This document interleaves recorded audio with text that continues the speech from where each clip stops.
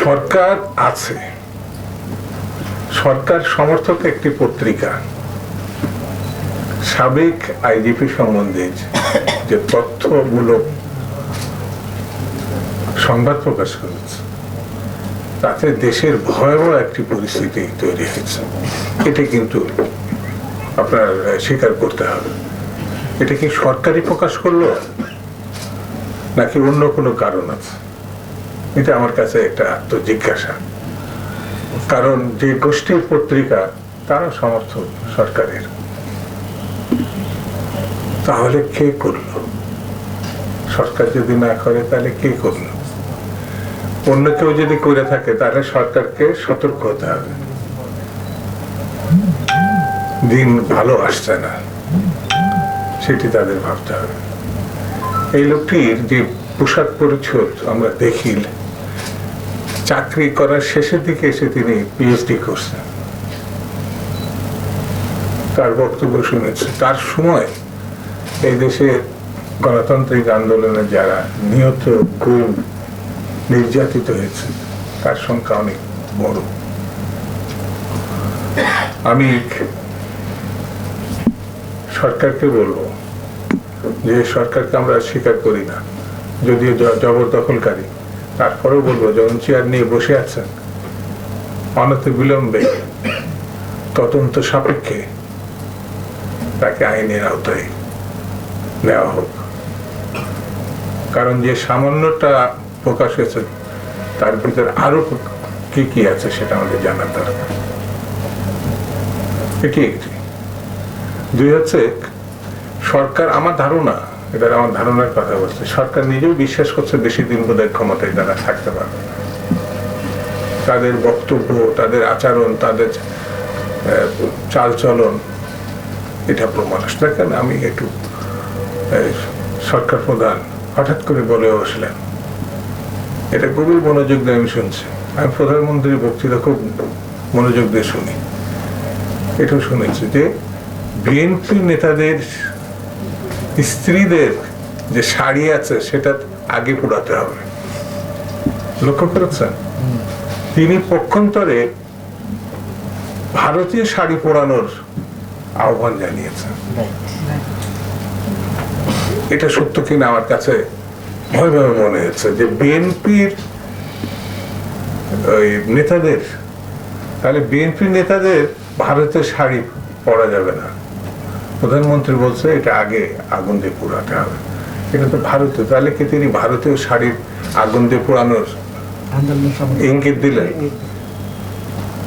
মানে যেটি দেশে বিদেশে একটা কি ধরনের ঘটনা। বিএনপি কিন্তু এই ভারতীয় পণ্য বর্জনের কথা বলে নাই। আনন্দবাজার বলছে যে বিএনপি এটা বলেছে। মানে ভারতীয় বিভিন্ন মাধ্যম সোশ্যাল মিডিয়াতে বিএনপিকে জড়িয়ে নিচ্ছে। তারা চাচ্ছে বিএনপি এটা করুক। ভারতীয় জনগণের প্রতি আমাদের কোনো বিদ্বেষ নাই। ভারতীয় সরকারের একচোখা নীতিকে আমরা বিরোধিতা করি, এই দেশের মানুষ বিরোধিতা করে। আমরা দৃঢ়ভাবে বিশ্বাস করি পার্শ্ববর্তী দেশের সরকার গণতন্ত্রের বিপক্ষে অবস্থান নিয়েছে। আমাদের বক্তব্যটা এই জায়গায়। 71-এ ভারত গণতন্ত্রের পক্ষে অবস্থান নিয়েছিল, স্বাধীনতার পক্ষে অবস্থান নিয়েছিল, সেই জন্য সে আমাদের বন্ধু।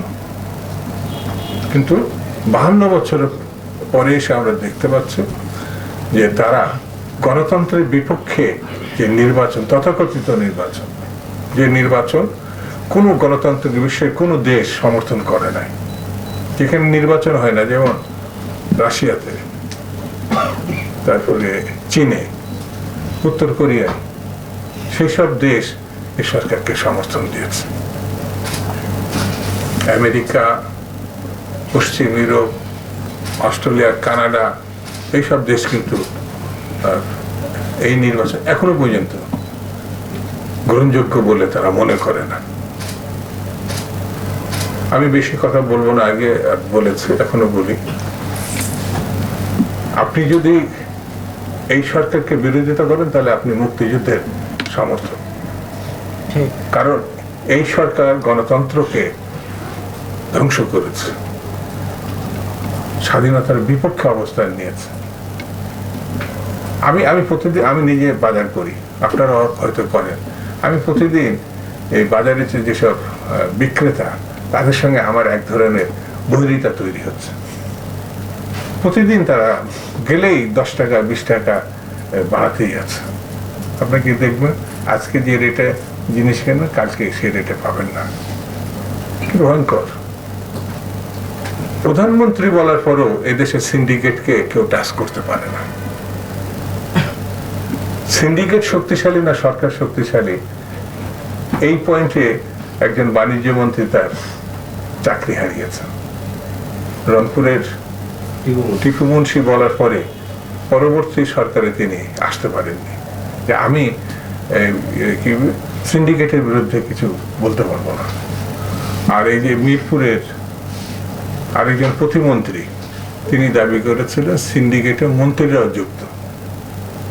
এটা আমাদের কথা না, পত্রপত্রিকায় আসছে। কামাল মজুমদার সাহেব। তো আমি বেশি বক্তৃতা করেন, শুধু এতটুকু বলি, ঈদের পর আন্দোলন করবো এটা না, ঈদের আগেও এই সরকারের পতন হতে পারে। প্রতিনিয়ত এই সরকার একটা বিপজ্জনক অবস্থায় আছে আমার কাছে মনে হয়েছে, কারণ তারা নির্বাচিত। আর নির্বাচিত যারা না, তারা স্বাভাবিকভাবে মানে বিশ্বে কোনো জায়গায় তাদের সরে দাঁড়িয়েছে এমন ঘটনা, হঠাৎ করেই তাদেরকে বিদায় নিতে হয়। সেই জন্য আমি বলি যে বর্তমান সরকার একটা ভালো কাজ করতে পারে। এতদিন তো 15 বছর 17 বছর ধরে খারাপ কাজ করে এসছে। সেটি হচ্ছে তারা যে দাবি নিয়ে আন্দোলন করেছিল কেয়ারটেকার, সেই দাবিটা আবার সংবিধানে ফিরিয়ে আনতে পারে। এর মধ্য দিয়ে তাদের সকল অপকর্মকে তারা রেহাই পেতে পারে। আর এটি যদি না হয়, তাহলে সরকারের জন্য, দেশের জন্য, মানুষের জন্য বিপদ থেকেই যাচ্ছে। আজকের এই মহতী সভার আমাদের ইফতারি মাহফিলে যারা এসে বক্তৃতা করেছেন এবং আমাদের সংবাদ সংগ্রহের জন্য যারা এসেছেন, সকলকে আমি শুভেচ্ছা, অভিনন্দন, ধন্যবাদ জানিয়ে আমি আমার বক্তব্য শেষ করছি। খুদা হাফেজ। বাংলাদেশ জিন্দাবাদ।